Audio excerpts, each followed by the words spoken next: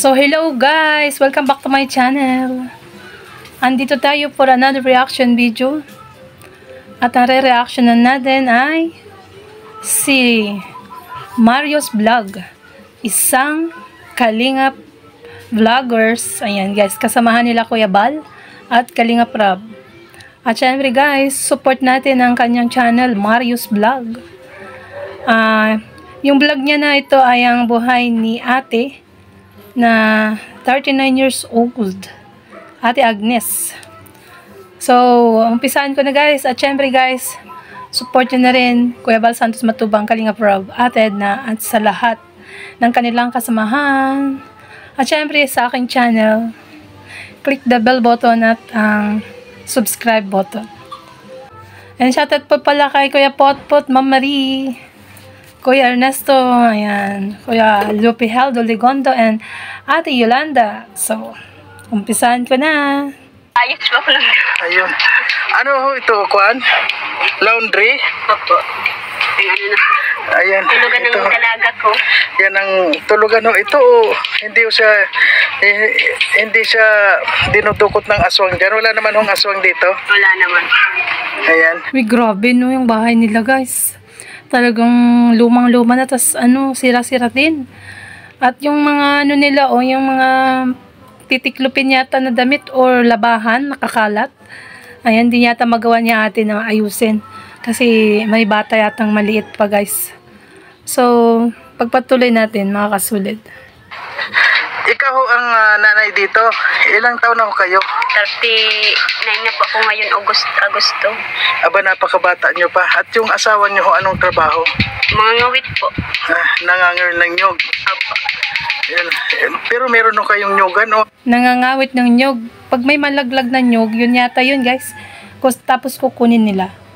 Pag nalaglag, kukunin na nila sa kanila na yun. Ayan. Ano ba yan? May naglalato-lato dyan sa video guys. Siguro mga bata. Ano? Wala po. Wala kayong nyogan. Anong yung palaging permanenteng hanap buhay ninyo? Kawit lang po, tapos mangungopra po siya. Yun, pero meron ho kayong sariling koprahan o? Wala po, nakikikopra lang. Nakikikopra lang ho. So, pag nakakuha sila ng nyug, kukoprahin nila. Saka siguro, ibebenta siguro yung nagpakuprahan. Mga guys, ayan ang trabaho ng kanyang asawa.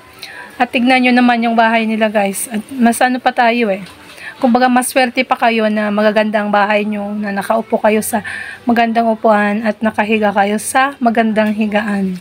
So sana guys, mapansin natin ang mga kababayan natin na kagaya nila na naghihirap. Ano, ilan ho ang anak nyo? 5 po. Yung 5 na yun, dito kayo lahat sa... Opo, yung isa po, nagtatrabaho po. Yung pangalan. Grabe, 5 ang anak niya guys. Tapos yung bahay nila, tignan nyo naman, maliit lang. So nagkakasya sila dyan mga kasulid. Ayan o, talagang lumang-luma na yung bahay nila ate. Tapos 5 pa pala ang kanyang anak. At bali ano sila no? 7 na natutulog dyan sa bahay na yan. Ayan.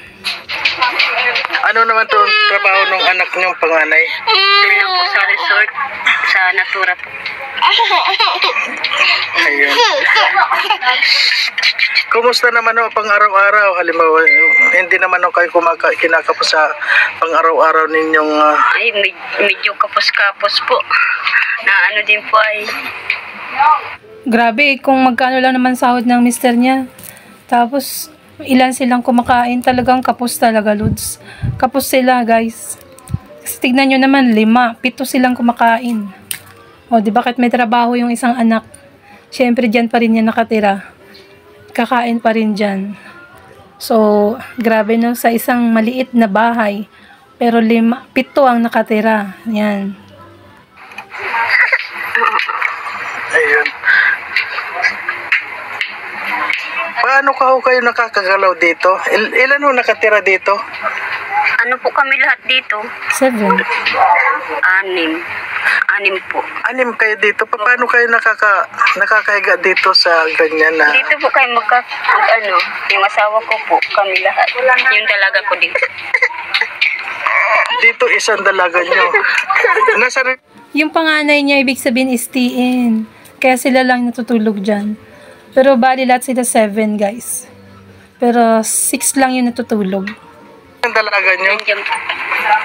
16 years old. Tapos kayong 5 dito. Opo. Paano nagkasya yung 5 dito? Ano po, parang baluktot yung iba. Ano nga ho yung pangalan nyo? Agnes po. Agnes. Ayan, Agnes. Mahirap yan, oh. Baluktot na yung iba na natutulog. Tapos ate, hindi ka pa nagtiklop ng mga nilaban mo o kaya mga labahan yan. Dapat nilalagay mo na lang sa sako para hindi kalat-kalat, 'di ba? O kaya kung may box ka, kung mga damit yan na malinis, doon mo ilagay sa box or sako na malinis. Ayan, para hindi siya kalat-kalat. Ayan. Sa 39 39 na po ako ngayon. years old si Agnes. 39. Na saan ho kayo? Taga saan talaga kayo? Dito po. Dito talaga sa San Luis. Iyo po.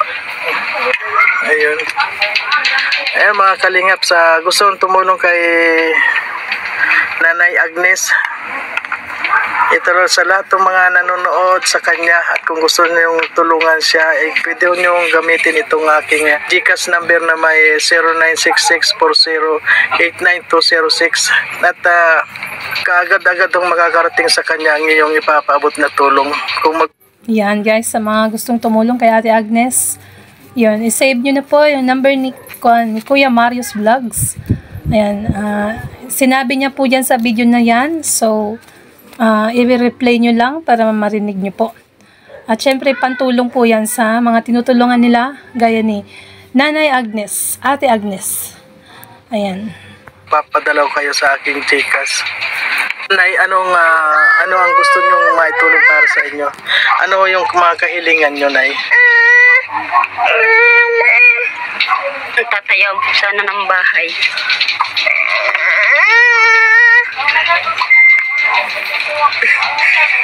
Mahirap po ay. Yun nga yung kahilingan ni Ate Agnes guys, ay makapatayo ng sariling bahay. Oh, ayan, sana guys, sana po mga kalingap ay mabigyan natin ng pansin or mabigyan sila ng bahay. Kasi kawawa naman sila. 7 or 6 sila na natutulog at yan lang po yung tulugan nila. Tapos nakakalat pa yung mga damit ni ate. Ayan. Siguro kasi kaya hindi niya maayos dahil sa meron siyang maliit na baby. Ayan nga yun, mukhang nadede pa at naiyak. So gusto niya dumede sa nanay.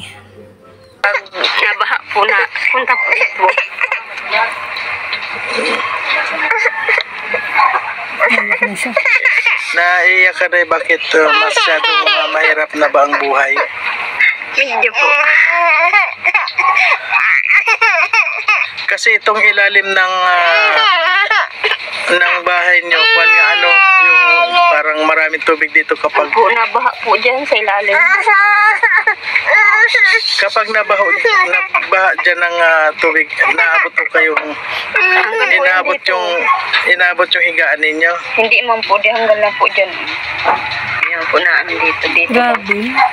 Sa may Ibig sabihin mataas dyan ang baha kasi sa ilalim nila, pag naulan, ang baha ay nandyan na sa ilalim ng papag. Sa ilalim ng nila. Pagbaba nila ng papag, baha. Basa yung kanilang paa guys. So ang kahilingan niya po ay magkaroon ng sariling bahay. So ayan. Siyempre guys, dapat, ayan.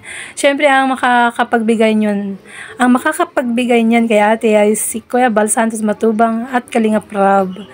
Kasi siya ang ama ng Kalingap. At pwede yan guys. Kung siguro may masabi ni Kuya Marius Vlog kay Kuya Bal ay mabibigyan ng pansin at magkakaroon ng bahay si Ate Agnes at ang kanyang pamilya. Mga kalingap, kung nakita nyo yung tinawiran ko kanina, yun ang ilalim ng bahay nila. Ay, ako nga, hindi ako makatayo dito na direksyon na diretso. Kaya napakahirap po ng kanilang buhay. At sa lahat ng mga gustong tumulong, Ito lang ho, si Ate Agnes. na diretso. Kaya napakahirap po ng kanilang buhay. At sa lahat po ng mga gustong tumulong, ito lang ho, si Ate Agnes po. Agnes. At ito ho ang kanilang mga, ito yung kanyang bahay. Ang gusto mo, Ate Agnes, magkaroon kayo ng bahay. Kanino hong lupa itong natitira ninyo? Sa kapatid po ng asawa. Ibig sabihin hindi pa rin ito yung bahay ninyo. Halimbawa lang, patatayuan kayo ng bahay saan wala kayong bahay. Wala man po kami hindi ng lote. Yun lang. Kailangan nila ng lote na pagpapatayuan ng bahay. So, alam ko ang makakatulong niyan ay si Kuya Bal at Kalingap Rab, guys. Siyempre, guys. Sila ang ama at sila ang ayan. So, kailangan, guys, i-share natin ang video na to. I-share natin ang video ni Kuya Marius Vlogs. Ang video na to ay nandun po ang full video sa kanyang channel, Marius Vlogs. So, mamaya ilalagay ko yung link sa description. At saka, syempre, yung picture ni Kuya Marius para makita niyo po siya. So, tuloy pa natin.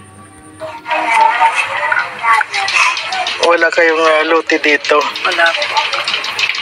Mahirap pa, hindi makaano ng kahit loting, lang, wala po, kapos po talaga. Ayun. So guys, hanggang dito na lang po ang ating reaction video. At syempre, kung gusto niyo ng full video ay nasa channel ni Kuya Marius Vlogs. So ilalagay natin sa description mamaya. Ayan, makikita niyo na lang po sa description ang channel niya. And please guys, subscribe niyo at panoorin. At syempre guys, support niyo na rin Kuya Bal Santos Matubang, Ate Edna, and Kalingap Rab at sa lahat ng kanilang kasamahan.